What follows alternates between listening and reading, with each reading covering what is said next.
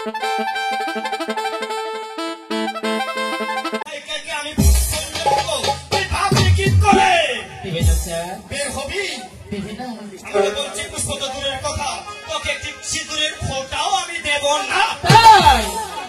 তো জানো সোজা বলে কি না উঠলে আঙ্গুলটা কিন্তু বাঁকাই করতে ভালো করেই জানে। তার হাতের লাঠিটা দেখেছো?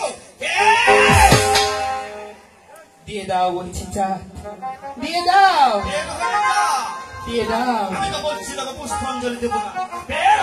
দাও। আবারও বলছি এখনো সময় আছে, পুষ্পাঞ্জলি দিয়ে দাও, দিয়ে দাও। পুষ্পাঞ্জলি দিবে?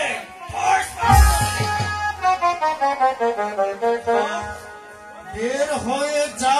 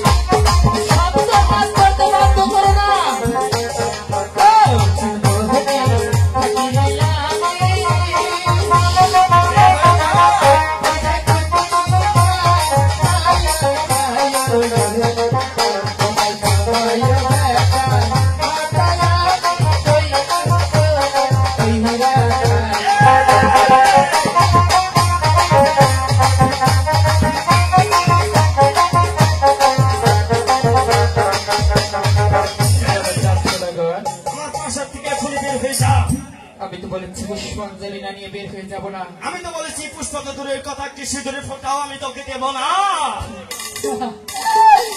তুমি আমাকে যুদ্ধের ঘোষণা করে দিলে চান সদাগর।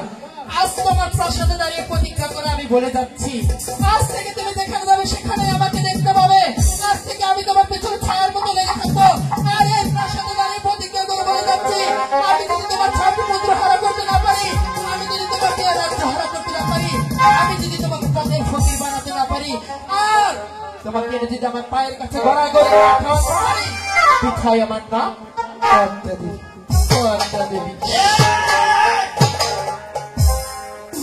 আমি ওদেরকে নেবো কোথাকার জল কোথায় গিয়ে পারে, যার নাম শুনলে বাঘে মরিচে কানে জল খায়, যার নাম শুনলে আকাশ পাতা ভাঙর করে খাবে, যার নাম শুনলে পশু পাখি ভয় খাবে, সেই চার সদাগর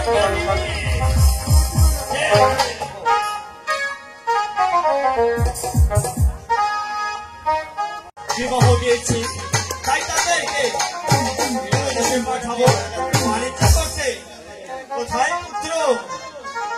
পিতা পিতা আমাকে ডেকেছেন পিতা? তোমাদেরকে কিসের জন্য ডেকেছে তোমরা কি জানো? বলুন পিতা। তোমাদেরকে ওই 6 মাসের জন্য দূরদেশে যেতে হবে বাণিজ্য করতে। এ কি বলছেন পিতা? ঠিকই বলেছি পুত্র। আমরা শুনেছি কিনা ওই আপনার সাথে আর ওই পদ্মার সাথে একটি আকর্ষণ আছে, তাই তো আমাকে যেতে ভয় হয় পিতা। তুমি ঠিকই শুনেছো পুত্র। ওই পদ্মার সাথে আমার সাথে অনেক ঝগড়াঝাটি আছে। তোমরা ভয় পাবে না। ওই কালিদাস সাগরে জল মেপে মেপে আমি ডিঙ্গা তৈরি করে দেবো। ওই কালিদাস সাগরে জল যদি থাকে 16 তলা, আমি ডিঙ্গা করে দেবো 18 তলা। আর কালিদাস সাগরে জল যদি থাকে 18 তলা, আমি ডিঙ্গা করে দেবো 20 তলা। তাই তোমরা কেউ ভয় করো না পুত্র। তাই তোমরা বাণিজ্যের সাথে সাজ্জিত হয়ে আজ চলে যাবে ওই দূরদেশে বাণিজ্য করতে। ঠিক আছে পিতা, আমাকে আশীর্বাদ করুন পিতা। আমি তোমাদেরকে প্রাণ করে আশীর্বাদ করি পুত্র।